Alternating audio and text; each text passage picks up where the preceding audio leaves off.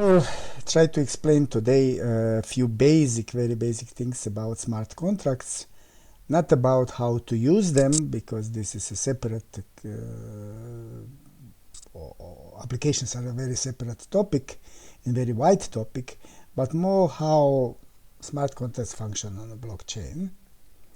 I also assume some basic picture on blockchain, which is there are many introductions. I will also write my own introduction, but today I will just say several words about blockchain so that the rest can be followed. And so I will start with a few words about blockchain. So a blockchain is some set of computers which we call nodes. So you have some nodes. You think of them as computers, and between them you have some communication. It is a network of computers, and behind these computers are independent parties, and they are viewed as, in most of the situations, they do not necessarily all behave in the correct way, but there is a protocol. There is a protocol. What is considered a good behavior, and if too many misbehave, then the system would fail. But if we assume that, say, more than 2/3 or more than half, depending on an issue, behave in appropriate way, then the system works, and the system has some sort of incentives. That means rewards for good behavior and punishments or punishments for bad behavior, which make these nodes cooperate as long as most of them behave correctly. So they behave correctly because this is rewarded, and this is rewarded because the system functions. So it's some sort of a balance situation. Now these nodes,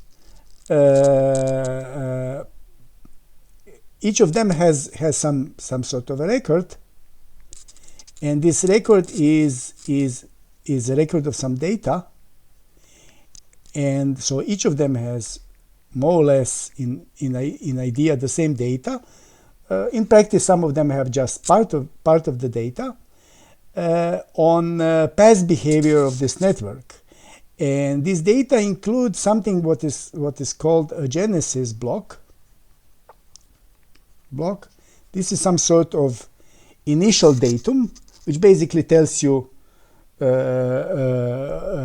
which blockchain you are in, because you can start with some other genesis and start another set of data, another network, etc. So you start with some genesis block, and then you add data to it, and data are in blocks. And who is adding the data? Each block is added by one of the nodes, and the protocol says which node. Protocol has some consensus mechanism which says which node can add the data, and how this data have to be formatted, what is the content, size, and so on, and formal requirements, so that this block is recognized as correct blocks. So usually in the simplest and the oldest method, everybody can add the block if the block is correct, but to find the correct block is very difficult, because it has to satisfy certain consistencies, and these consistencies are complicated. So in order to add a block, you have to invest certain computing power in it, and if somebody succeeds, then this is rewarded. So the block also consists of some sort of basic data for functioning, some sort of say for example, it says what is the previous block, it has some cryptographic information and so on, and it has some sort of a, you can say, free data which are not part of this functioning preamble, and this free data are a list of simpler records which are called transactions. Most blockchains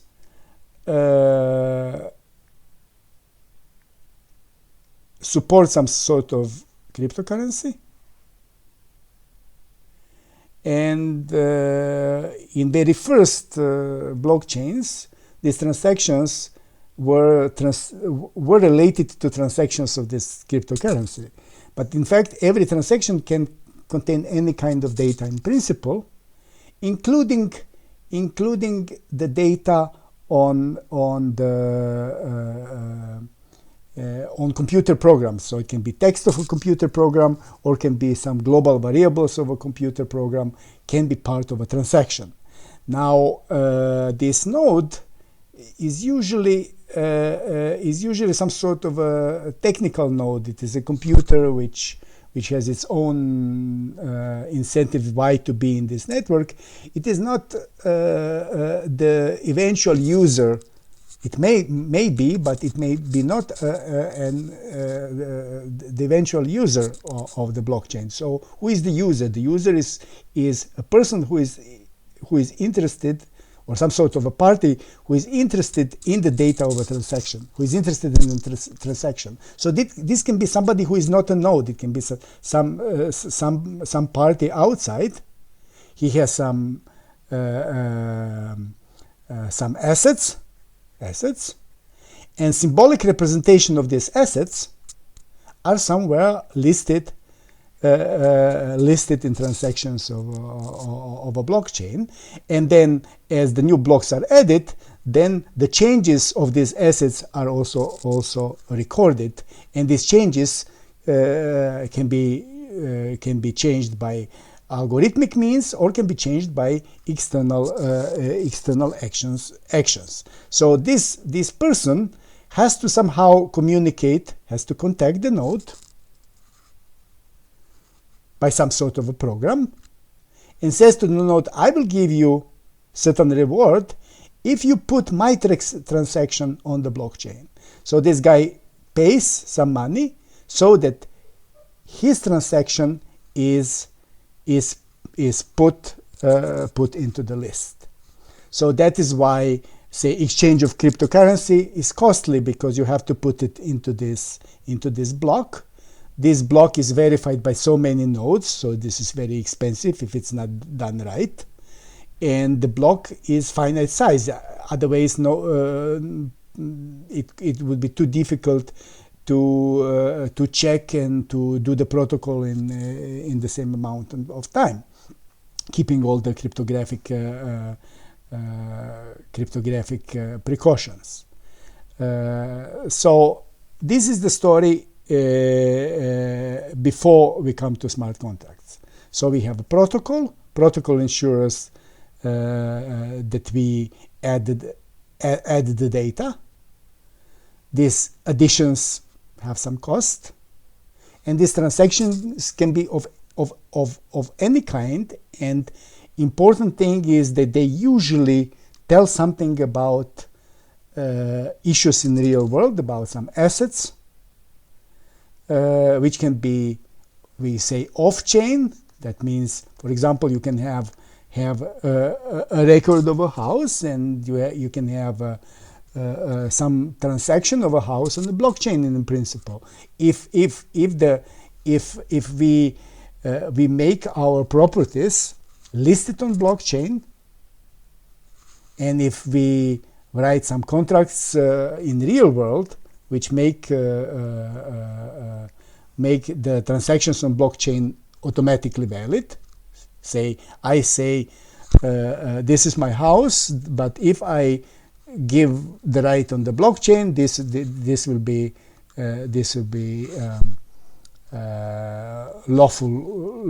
lawful change. If I accept that, if I take this obligation that if I lose a house on the blockchain, this is like losing an asset in a lottery or in an online game or whatever way of gambling or whatever.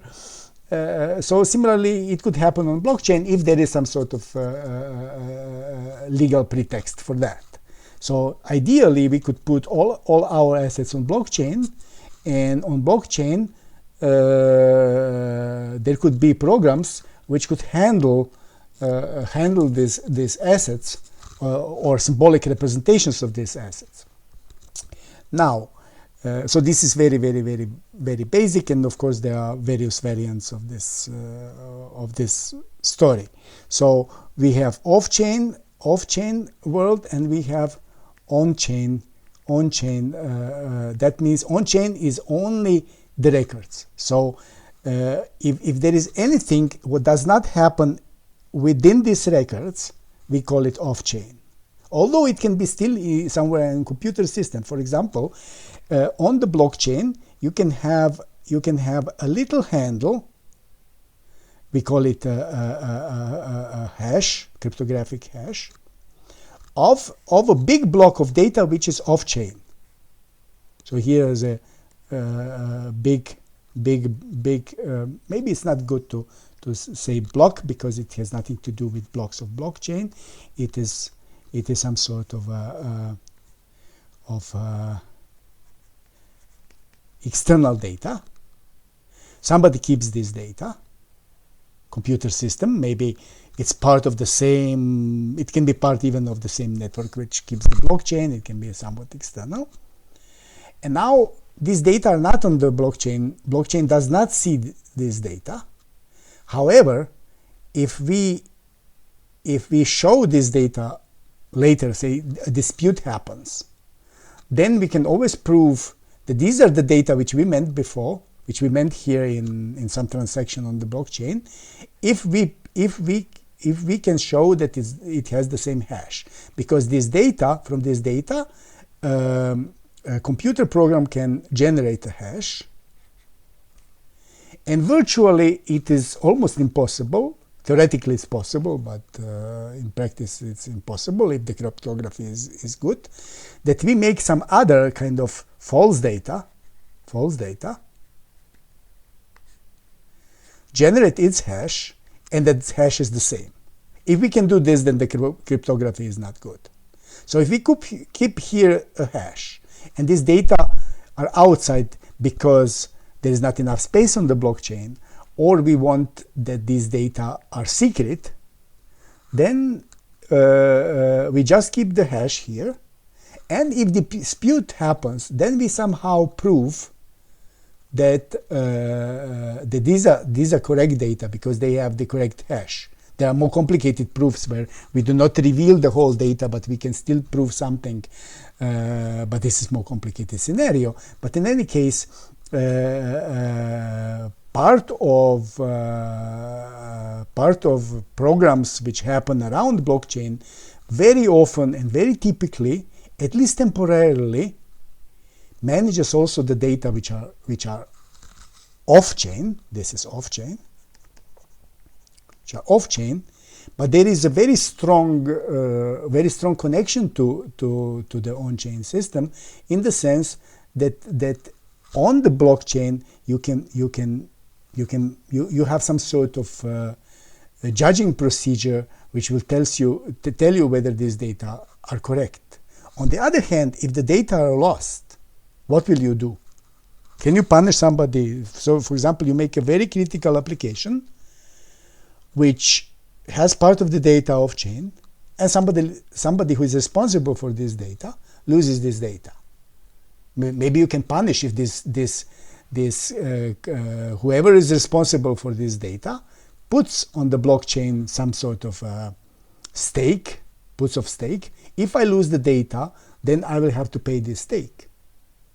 But you know, this kind of security is is a bit, if you lose something what is very important to you and somebody gives you some compensation, this is just a compensation. It's not really fully recovering the loss as it is usual. So what is a smart contract? Well, you see, Wikipedia says that a smart contract is a computer protocol intended to digitally facilitate, verify, or enforce the negotiation or performance of a contract. So we have symbolic representation of assets on the blockchain, for example, of cryptocurrency on the blockchain, written in transactions. And then we have somewhere, one of the transaction is actually a program. And a computer program, but it's not really completely behaving like usual computer programs. Usual computer programs, they can run all the time. For example, you have a bank has a computer, there are some programs and they run 24 hours a day, except when there is some maintenance, but even sometimes they have a backup computer, so if one computer is on maintenance, the same program will be running on another computer, and it can be all the time. For example, something like this doesn't exist on blockchain, because blockchain is very discrete. You have this transaction, nothing happens, again you have transactions. Of course, these computers which carry the blockchain, they are active all the time. However, they do not remember or certify all the things which happen in between. They just certify the things which are written in transactions. So whatever is outside of transactions is not part of the world seen from the blockchain, which is seen on chain.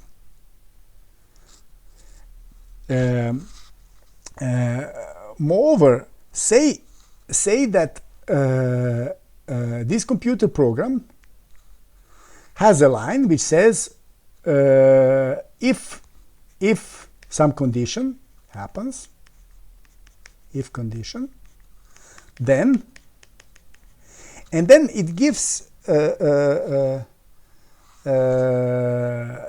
then say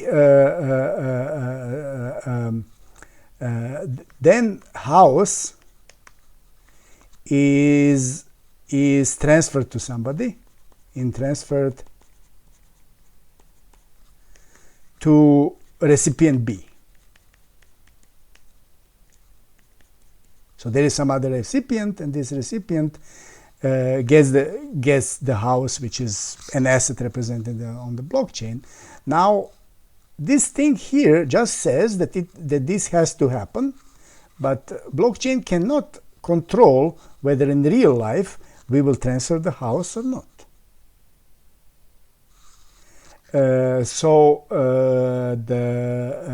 has to be some information from external world. So we have this on-chain,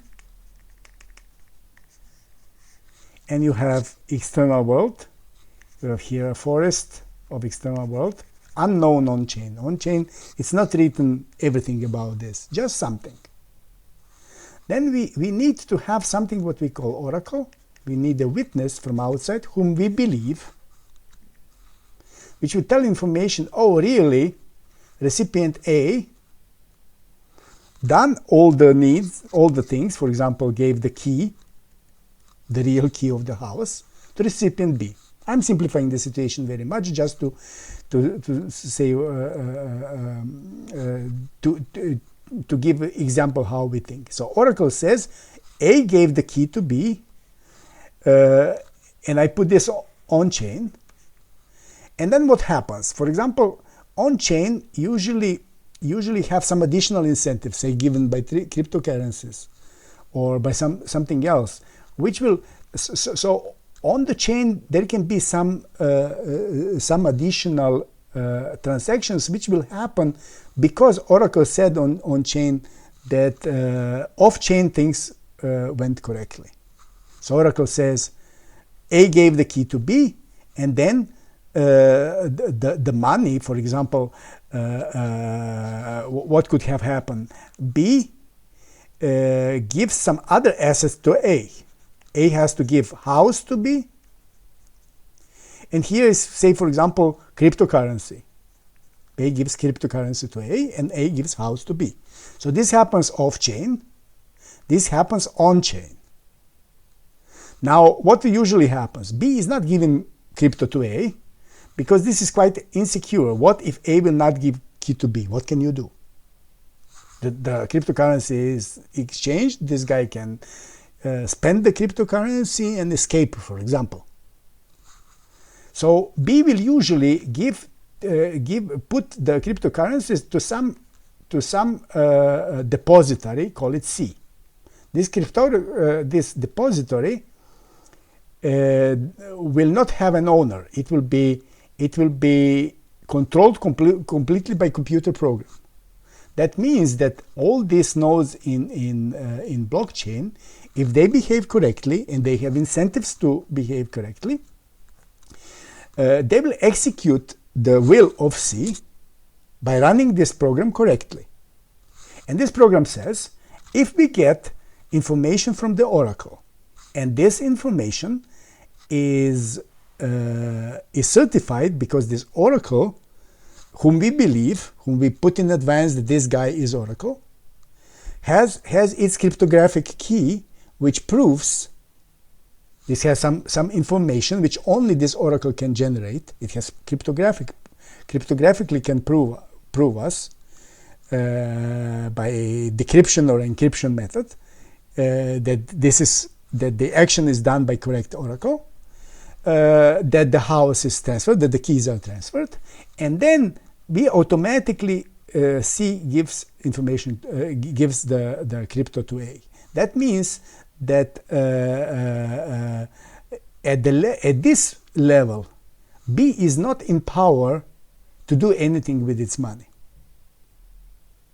And then if Oracle does not says that the keys are given in incorrect time, say within 10 days, then we, for example, can have a program made such a way, then in that case, C returns crypto to B.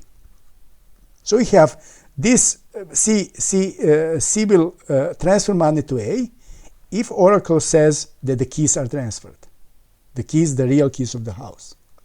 And if they are not, then the money will be returned to B.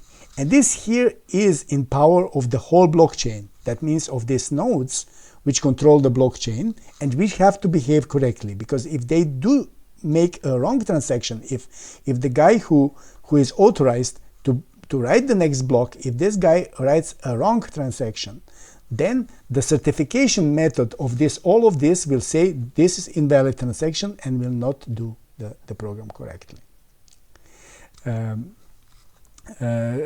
So it is very important to and this Oracle CRC in this case centralized, because this is a special guy whom we trust as witness.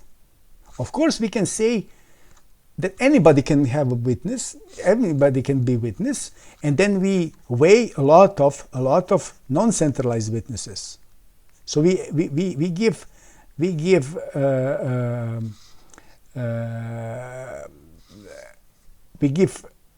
reward to anybody who gives us information about external world, and then by some sort of reputation system, by some sort of statistics, we weigh all of these truths from external world, and then we take them into account.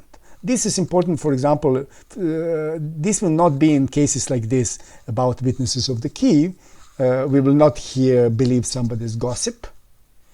We hear more trust kind of special witnesses, officials, etc. Maybe several of them. Maybe we have some mechanism to control them.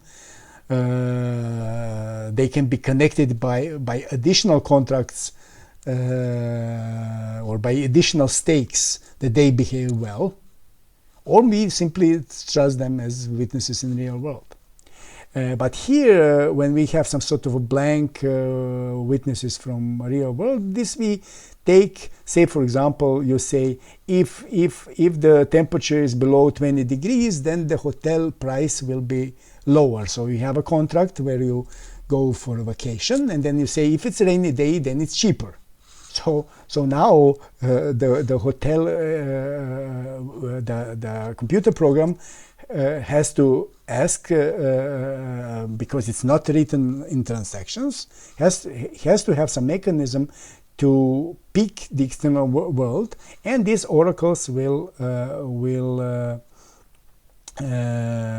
say, without, they don't have some special interest, because if they lie, they will not get a reward, because if you have, say, 30 people say it's sunny, and then one says it's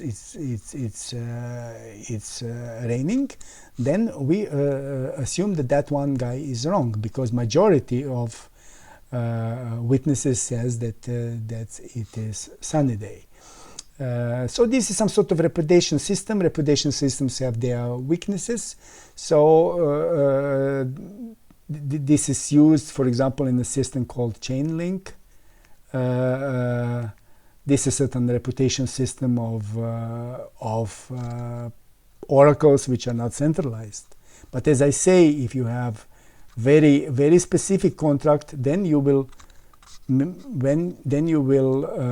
appoint certain courts or witnesses under whose jurisdiction or whose witness power you are subject to. And those who form a computer program, they will agree in advance what is good, what is bad.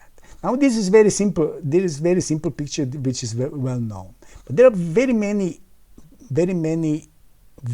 variations on the theme. There are very many things which you can fail here, and very many things how you can improve this situation. So this is where the story starts being interesting. For example, you see, why would you do these things? Why would you do a computer program which would execute your will? Why wouldn't you simply observe things yourself and so on? They can be two kinds of reasons for that. One reason is that if you really coded everything correctly, then it is thought that no disputes will ever happen if this happens by independent third party. You see, if C is controlled by blockchain nodes, then money will just come. You know, if you depend on a system which is centralized, then the centralized system sometimes doesn't do things correctly, and then you can blame the system. You can blame the company which you paid them money, but they didn't send you the packet back. Now, if the packet is completely if the packet is in control of a collective system which has its own computer protocol, then because it's automatic, you expect less disputes. And really, there are very many situations where big savings can happen from that, and things are very instantaneous because this computer network is working 24 hours a day. In ideal, if some of these nodes fail, others will not, because there are typically very many nodes, say 500 nodes, and so on. Of course, this is very idealized and it has very many problems. That's one thing. Another thing is why this could be useful, because really the procedures can be very complicated. And there are very many situations which are very, very difficult to do in practice if you do not have a system which will do it for you. One thing is, for example, you do fundraising. You do some sort of fundraising. For example, we collect money for some sick child. So there is some child who needs a hospitalization, and parents have no money, and we do some fundraising for that child. Now, various people put in the same box money. Now this is not a, there is some sort of, somebody gives $50, another $100, another $300, and there is aim of, say, for $40,000. But we get $46,000. And what happens now? You have 6,000 extra. You cannot predict in this process that it will be 40,000. It can happen 46,000. Now, or maybe it appears later that the bill appears less than it was expected. Say we expected 40,000, but it appeared to be 30,000. Now, it's hard to predict all the situations, but say that we predicted that at least these two situations are possible. Then what happens with extra money? The best would be just to return the extra money to those people who contributed. So if they have account on the blockchain which lists how much money they have. So these are the people who contribute. So this guy had, say, $200, and $50 were transferred to the fundraiser. But then it appeared that 10% of that was not needed, so that we add $5 back to this account from this big basket. So if we write that in computer program, some statement, if the money is if the amount of money is too large, if there is a surplus, then the surplus will be returned by certain calculation. Calculation is given in the smart contract, and it will be returned back. Now, this is very difficult. Imagine you are giving to some bank account of somebody whom you trust, these people who are fundraisers, who knows what they will do. And also, do you have a proof that really this 40,000 was given to the sick child? So you would have to require, for example, they say it's this and this hospital, you would require oracle from that hospital. You want, say, a director of the hospital or accounting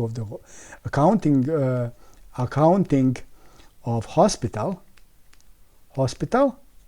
confirms the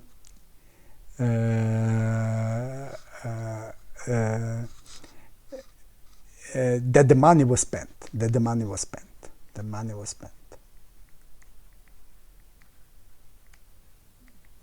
So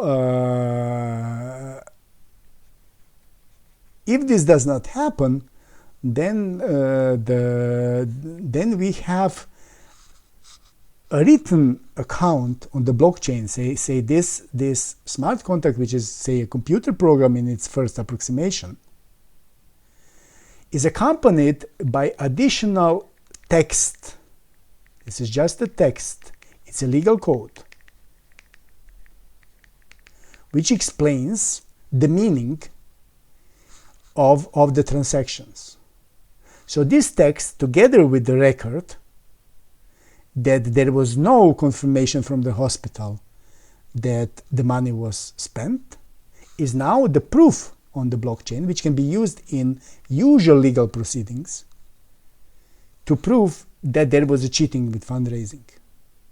And the proof is very clean. The the legal procedures in real life, not on the blockchain, are very expensive. Here it still happens, but it's less expensive because the legal code plus the computer record is so clean that, provided the judge is educated, so we live in, say, 2040, when these things become normal, or maybe optimistically in 2027, when these things are normal. And the judge simply says, oh, it's clear, legal code is such and such, condition is not made, so you are now owing back all these people, and we know who these people are. All the record is here. It's not in some bank. We do not need to put the court order to the bank to reveal the data and so on. These are public data on the blockchain. It's very easy to get this data and to prove in the court that something has been wrong. And the judge just says all these fundraisers have to return the money by the same means to the same accounts back on the blockchain. I'm simplifying things a little bit, but at least this shows why smart contracts can be useful. And there is a third aspect why it should be useful, and this is because most of transactions nowadays move to blockchain and move online. And online we can communicate and transact with parties whom we do not know, we do not trust. And a basic thing to do any kind of business is to trust. So blockchain is made in order for trust to function automatically. If you have if you are a party in the computer program, then you have invested certain authority and certain assets, or symbolic representation of assets, at least. Maybe real assets like cryptocurrencies, they are kind of real because you can immediately lose them on the blockchain if you give them to a wrong party. So you have incentives to behave well, and if the contract is done correctly, then you will be more or less forced to behave nicely. So, for example, I want to order something from China. Here is China. I live in Europe, and I want to order something. I want to send money to a producer in China who will send me a product. So here is money, and here is a product. Now, what can happen? If I send the money, I'm not sure whether I will get the product. So again, if I put it, the mechanism before, if you put your money into the smart contracting box, that means that is under the control of the blockchain nodes, then once I put money here, a guy in China is sure that if he behaves well, if he sends the products, if correct information on the sending this product will be by oracles sent to the blockchain, he will get the money. He cannot be cheated by a guy in Europe, that's me, because I'm not in power of this money anymore. Unless this guy cheats me, then the money will be returned back. So it is important that some of my assets or authority are put with the help of blockchain under the control of executors of a smart contract. So here is a smart contract, and once I put the asset here, things will work correctly, provided, of course, this Oracle mechanism work correctly. Now, moreover, this is not a one-step process. Say this Chinese guy sends a product to Europe, he does everything correctly, but the product is lost on the way. Say he puts it in the post office. Post officer writes a receipt. This receipt may have some cryptographic information, which is like an oracle. He says, post office attested that I gave the product, and this information goes. This guy can send this information to the blockchain because it has some specific cryptographic keys. So we trust this information. Now, post office sends this to the ship. So there is a ship,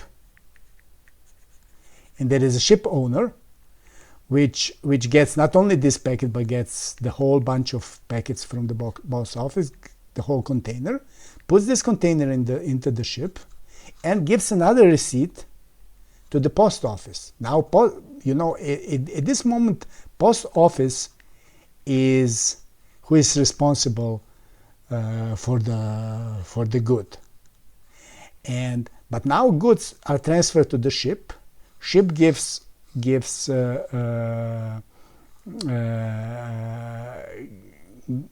papers to the post office, and so on. Now, in real life, you have this is some sort of it is a trade chain or sometimes supply chain which does similar things. Say if in Europe it's not a single customer but a business orders, and then it's supply chain. Then what happens at each of these steps, this paper is not just simple receipt. It's usually also secured by some sort of money contract. These goods in practice have to be insured, especially if it is a large amount of goods. And so this guy has to give some value to this guy. But you will not pay big money now. In practice, never this ship gives big money to post office as a kind of security that if the goods are lost, that the money will be the money will stay with the post office. But instead, it gives just some paper, and this paper is signed before that by the bank. So this cargo company, which owns the ship, will usually have some bank, and this bank will issue on behalf of this cargo company some guarantees. This will be some financial papers, and the post office should check whether these papers are authentic.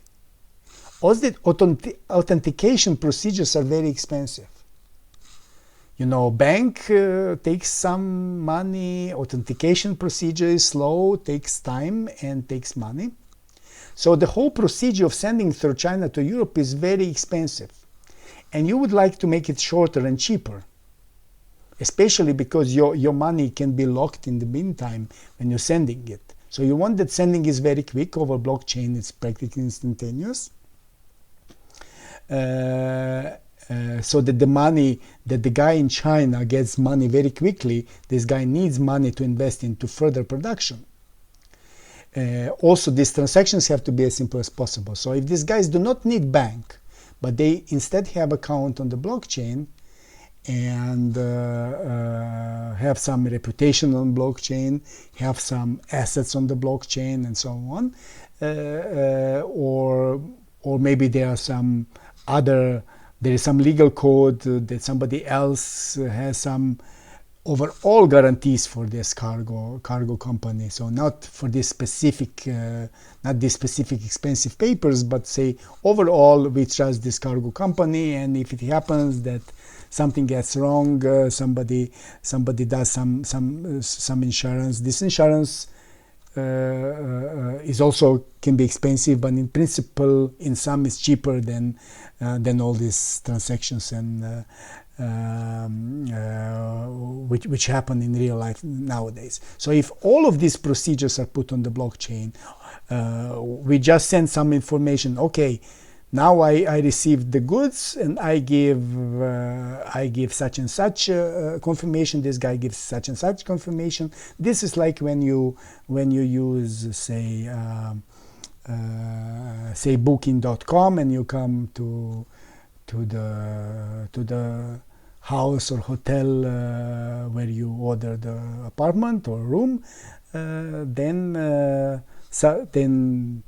there will be some confirmations that you came to the room, that you get out of the room, and so on. And these confirmations will be given to the central service of booking.com, but here it's not a central service, here is a public service of a blockchain. So the whole procedure is simpler, quicker, and the trust is automatic and cheaper on the blockchain, rather than all these documents and papers on each of these transactions and all this slow procedure and hard control. These guys in Europe and China do not know what happens with the product in the meantime. But if the information in real time goes to the blockchain, they can also follow what's going on. And if something happens, they see, for example, in the meantime, you can have some additional proofs that the product is in good condition. And if it loses the condition on the way, you know which party is problematic here, because the products have to be maybe tested for quality in the meantime. Say, for example, you send some food and food spoils because this guy on the ship did not put it in the freezer. This can be controlled, and not the information not necessarily put on the blockchain, but say put somewhere, and a handle can be put on the blockchain because this is cheaper, and there are and so on. So this is kind of a real situation.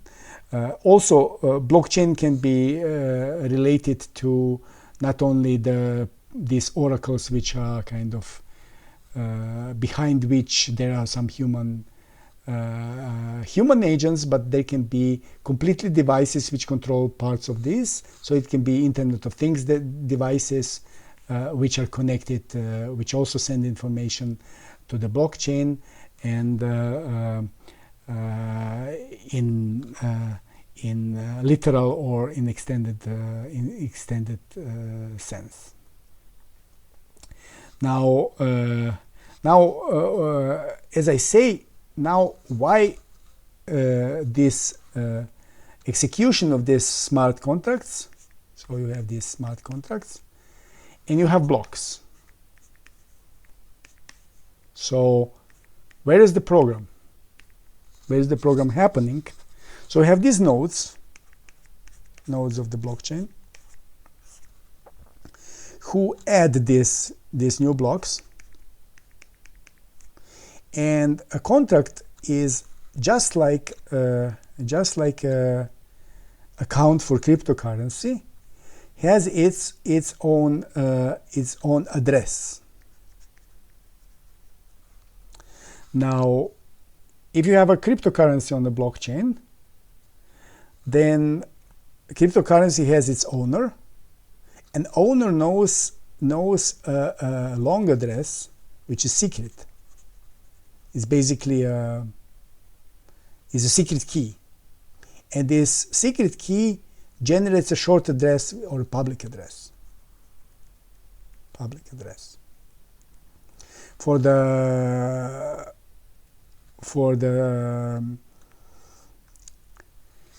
Smart contract, we have just one address because there is no secret address. Smart contract is in principle public.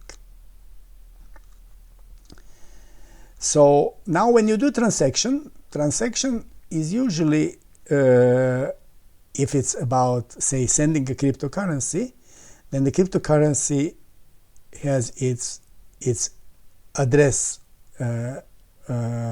You have address of a sender and address of a receiver. So say from one public address you send the cryptocurrency to another public address, and each transaction says which is the original and which is the final address. For the smart contracts,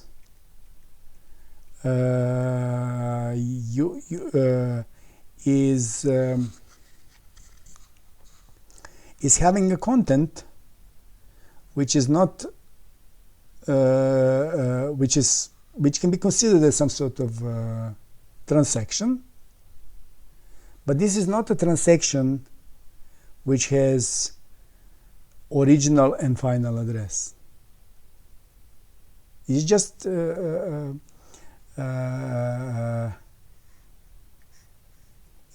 it can have just one address. So and this program is not, the steps of this program are not executed on the blockchain, in the sense that they are not written, the steps in between are not written on the blockchain. You just say a computer program is typically consisting of some procedures, but on the blockchain we usually think of them more functionally, that it's consisting of certain functions. So you can have some sort of main function of a smart contract when you say, but you can have various functions, and some of these functions can be called from other smart contracts. So what does it mean to be called? Well, you see,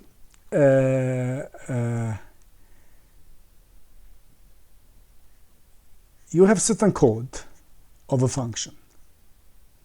Now this code will operate on certain data. Now you have to initiate the whole procedure of calling the function.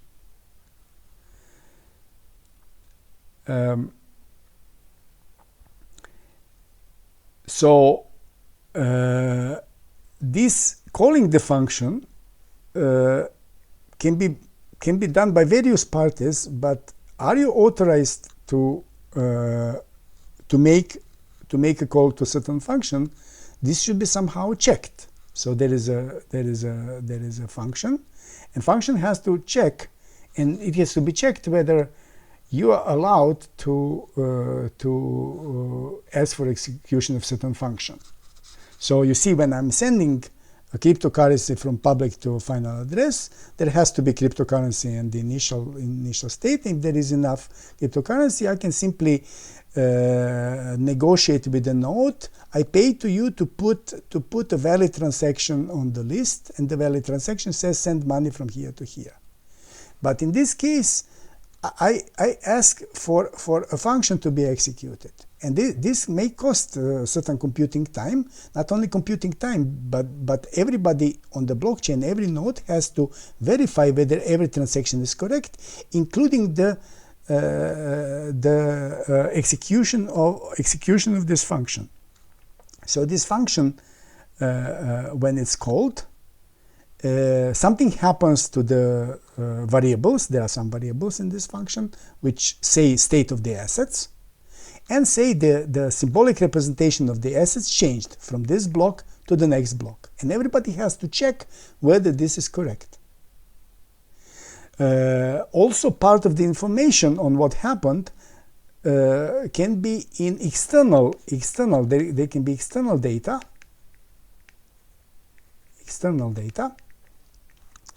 And this external data can have many additional variables. which are too expensive to put on the blockchain. But I know their address. I can find them. If I'm a computer and a computer node in this network, I know the algorithm. I know the address which is written here. Then from this address, I can get this data. So these data are basically addressed by their own hash. So if I know their hash, I know where the data. These are data off-chain. But if they are not lost, if they are still accessible, anybody who checks the data on blockchain can also check this data.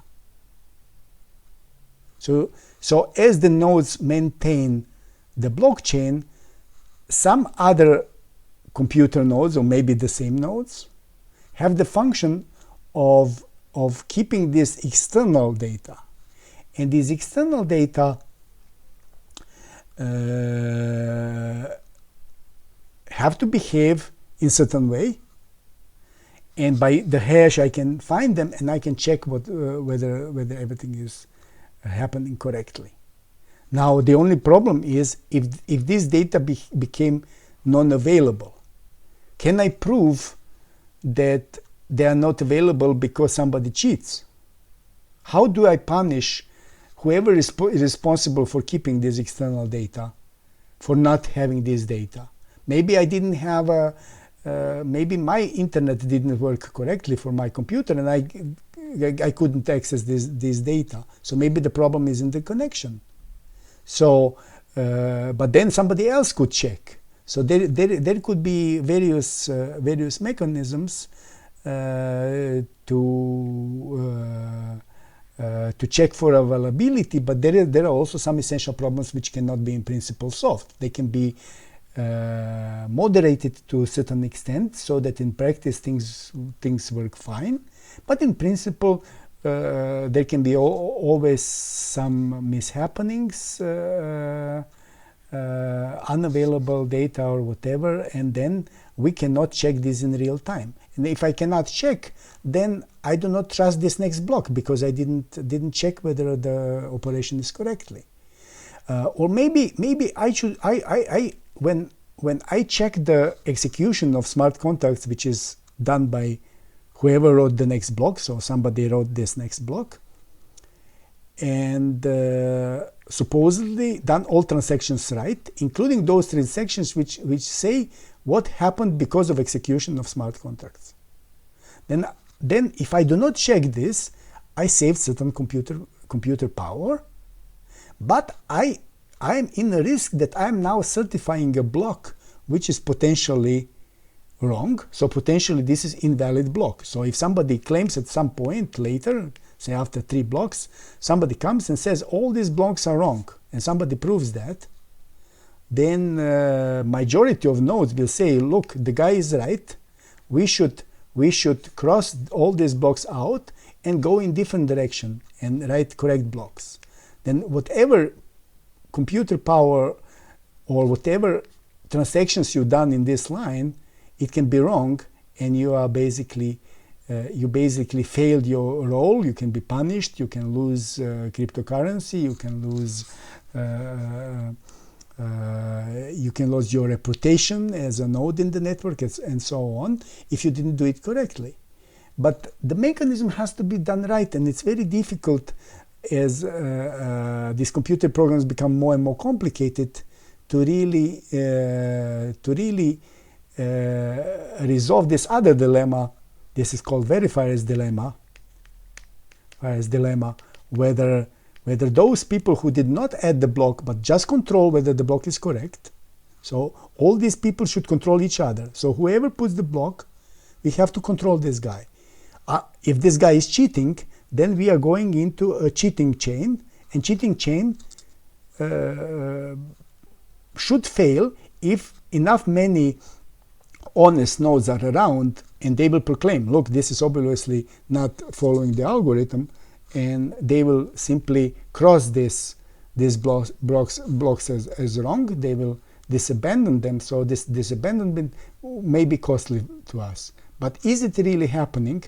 In practice, it is known that smart contracts are not verified by many nodes in practice. They simply change the protocol is saying check everything, but they say, oh, I will check just the data which are most critical. They will change preamble of the block, and they will some simple transactions they will check, but they will not check some complicated programs, and that's a danger for those who trust to the smart contract, because they trust that everything is verified, that everybody checks that everything is correctly. But what if the guy who wrote the block, who done the procedure first, cheated in the execution because this guy is interested and nobody else was checking for that?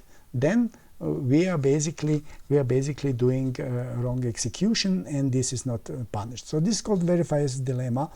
And one way is that there are some nodes which are simply hunters for such events, and if they catch such event, they put it on the court. They basically put it on the blockchain. They basically sue the guy who wrote the wrong code and ask for money back. And there is a contract. This guy before wrote a contract. If I'm writing a new block, and if I'm executing the smart contract, I'm putting certain stake which I will lose if I didn't do it correctly. And so the hunter for this will get as a reward this money which I will lose. So this is one mechanism, but this mechanism again has to be done right. And you know, the procedure is expensive because the procedure has to happen on the chain, on what is happening on this execution, which was basically off chain. So we have to play certain game which has to be deterministic on the blockchain, which will determine who is right.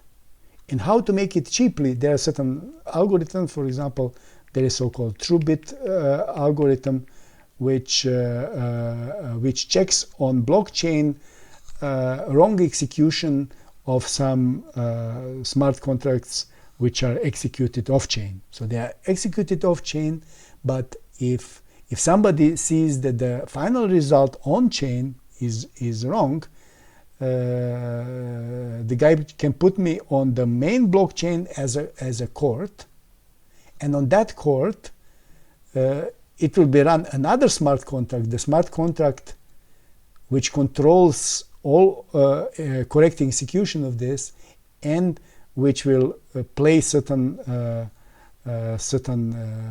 verification game, who is right, the challenger or the original executor of the program. Also, there is a notion of so-called sidechain. So when you have a blockchain, then somebody can say, okay, I will do a number of transactions, for example, something what is called a payment channel off-chain. That means we'll take certain part of information from the blockchain, we'll freeze on the blockchain. We'll freeze certain blocks of information on the blockchain. And so this is information on certain assets. We put them off-chain and we play games with it. We say make an auction. So here's an auction. An auction happens for, say, 6 hours. In the meantime, there are many blocks in blockchain. And we keep one blockchain outside. This is not real blockchain. This is only people in the auction are acting as nodes, and they are running auction program, which is very expensive on the blockchain.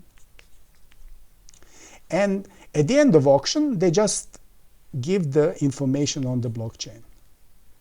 Now, if somebody, in each step, each party is signing by digital signatures that this step has been done. So we have record of all parties and all steps. So if something got wrong, we can later prove on the blockchain that this was the history outside, and this history can be judged on blockchain, so everything here has to be run right. Of course, at one place, say here, I'm not happy with the outcome, and I can say, I do not give you my signature that this happened. But I gave signature here. And the rules of the game is, if you are in auction, then you do not pull out except under certain circumstances. And if you pulled here voluntarily, you probably broke the rules. So they can say, okay, you were here, we can prove that you are here, and here you broke the rules in this program. And then we put this into verification game. So these things are called side channels. Side channels, and they make things very much cheaper. For example, that you do not, here not only smart contracts can be executed here, but even ordinary transactions. So you can have, say, you pull certain cryptocurrency or some other token from the main blockchain, you transfer it to the side chain, and on the side chain you do a lot of transactions very cheaply, because there's only several parties who spend their computer time with this game. They sign each other. Each step is signed by every of them. At the end, they say, okay, we done certain procedure, auction or whatever, and at the end there were certain transactions in between, and or we were doing some big sale, and I pay to you, you pay to somebody else, and so on. So at the end, we just have to change the final thing. So A gives money to B, B gives money to C, C gives money to D, and D gives to E. Here, 1, 2, 3, there are 4 arrows, and at the end, there is just one from A to E. So of course, the amounts can be different, so you have to change all of this account, but maybe there are many transactions between them, and just so you do not need all of this, but you need just net change after very many transactions. So the amount of data on transactions which you put on blockchain is smaller, because you do not put all these details, you just put what is your initial and final balance. You just make a difference to whom the difference goes. You can make it more optimal, even at the level of transactions. And if the whole procedure is much more complicated, you can do it, and you can do it very quickly. And some of these steps can allow for very long programs, because on blockchain, every program has to be, every function which is executed has to be executed within the time which passes to the attachment of next block. So if the program is going on for a very long time, then it will never happen. The next block will never happen. So how would you ensure that some program runs whenever you need it? For example, in the program you can say you return money on 28th of August at 5:00:00. How will you incur that? So on the blockchain, the program should check every minute, should check in every block. You should check whether today is 28th of August, whether it's 5 o'clock. If it is, then you make a transaction. This can be very expensive. So you will not execute this in every block. Instead you need when it happens that it's 28th of August, you should have some sort of external clock, which should be a program which is maybe even off-chain, which is having a role of an oracle, and which just checks what is the time, and has a list of smart contracts which should be called when clock satisfies certain criteria. So we say, if it's 28th of August, 5 o'clock, I have to call contract ABC, and contract ABC has to execute its function F#. So F# is one of the functions here, and we call this function exactly on that time. So it is not like a program which is executed all the time, and these programs execute for a very short time because they are expensive. And the contract whoever calls the contract has to send certain amount of different kind of money, which we call gas, which is the expense of the execution of the contract, to the miner who executes the contract. And if there is not enough gas, then the program will not execute, or will terminate too quickly and return to the initial state. So that means that if it was running for some time and the gas expired, because we do every step in the program costs certain gas, and at one point it stops, it cannot run anymore, then simply all the variables return to their original state. This of course allows for very limited amount of scenarios, because if part of a scenario was to send the data outside of the blockchain, in a sense that you were, well, in the sense that you were changing some that you were acting on some data which were off-chain. So some of the variables are off-chain, but there are hashes on the blockchain. Then once these variables off-chain are bad, you have to make sure that nobody else accessed these variables before you returned to the initial state, if it terminated. Because if it terminated, but in the meantime somebody looked up these variables, then there could be some consequence in real life of this, and this kind of situation is not well defined, because program neither executed nor didn't execute. So we have either completely to execute a function or not execute it at all. We should not do it and then make some change, and that this change is not completely returned, that it's seen by somebody or something like that. That should not happen. So although we can imagine some situation when this can be interesting, given that it happens, but as a default we consider that this doesn't happen. So we are in control of these variables until the execution is terminated, successfully or not. So that it never happens that we have half-executed program. So if gas is not sufficient, then we simply return back, and effectively we spent the gas. The node spent the gas, but it said there is no gas. I spent it and nothing happens. So there is no continuous program, but somebody else can have program which is off-chain, and which controls calling functions here, controls in a way that this is an interested party. Say this provider of a clock is interested party, will be paid for the service.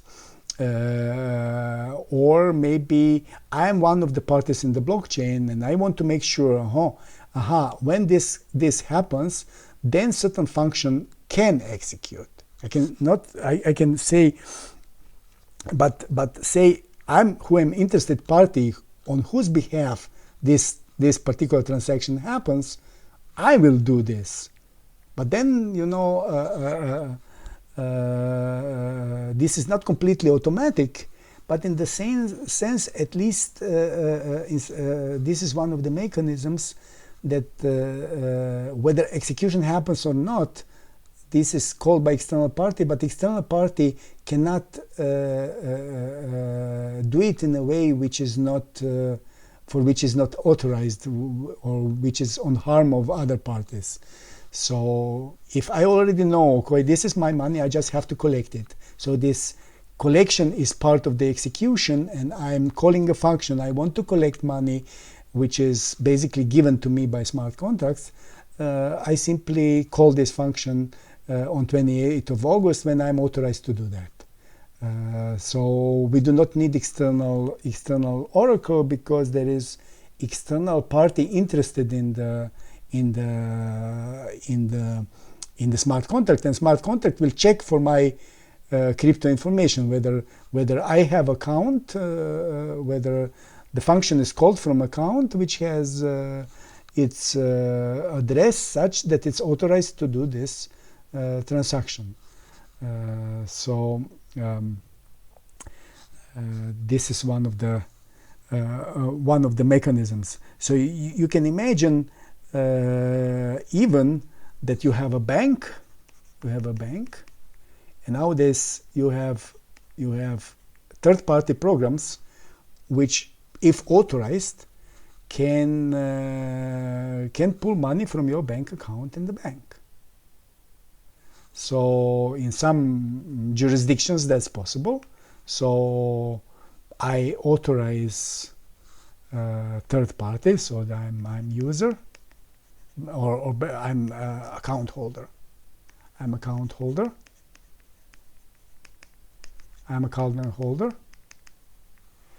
I buy something on the internet, and I authorize that somebody takes money from my account. That happens on a daily basis. But now I authorize in advance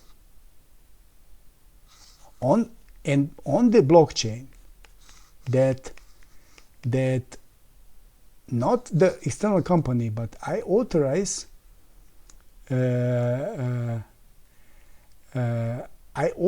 anybody to present a particular certified smart contract. You can have a smart contract which is certified, in the sense that bank certified that this contract is good, in the sense that it is by account holders in that bank, and bank checked the code. There has been some audit of the code, that this is one of the codes which this bank accepts as valid codes on the on the blockchain, which bank also sees. And now bank is considering this certified smart contracts. The account holder signed this contract, and maybe some other parties. And now at the end it said take money from account. So now the money, now anybody who takes the proof, so the proof will go to the bank. Bank has its own node. This node watches the smart contract and says, oh, indeed, everything is correct. This is on blockchain. This is a valid execution, checks everything, and it really transfers money. The account holder sleeps at home when this happens. It says, this contract says what happens in future. There is a whole scenario of events, and all these events happen automatically. There is a smart contract which is executed on the blockchain by its own dynamics. And when it says take money from account, it takes money from account. How? It sends a request to the bank. Bank checks the smart contracts. So bank has to see the smart contract on the blockchain. So bank has to have its own node on the blockchain, sees it, and takes the money from the account holder. Of course, bank has to be brave enough to accept such a system. This system is completely safe, but it's not really going on such things. But this is one of the scenarios for near future.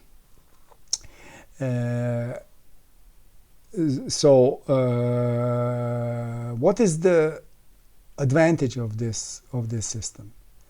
The advantage is that this smart contract is effectively operating with the value which is outside the blockchain. You see, this account is not on the blockchain. Now you say, why would I need that? Why wouldn't we simply work with cryptocurrency on the blockchain? Well, that means, you see, this smart contract, we are not sure whether this smart contract will will execute unless there is some guarantee. So we have to lock big amount of some assets on the blockchain, create certain, say, buy cryptocurrency or what, to pay in particular moment. So this is locked money. This money is locked. But now if I have account in the bank, which is my regular account, which is good for me, I can use it for everyday purposes, etc. Then in the moment when it happened that there is expense on the blockchain, then I will use from the same account. So this money has double function. It functions in my real life, but it also functions on this blockchain. I do not need to take part of half of my account, transfer it to the cryptocurrency, which is volatile.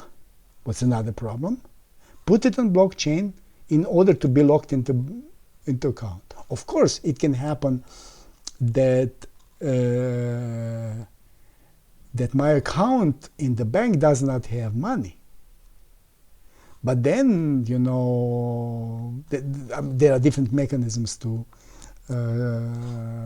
moderate this by some other kind of guarantees. But also we can have some penalties and so on. But we can also say, okay, this bank requires me that 30% of my money is kind of a security, which is also locked, but it can be locked simultaneously for any kind of problem which can happen, say, on several blockchains. Say I have transaction on 10 blockchains.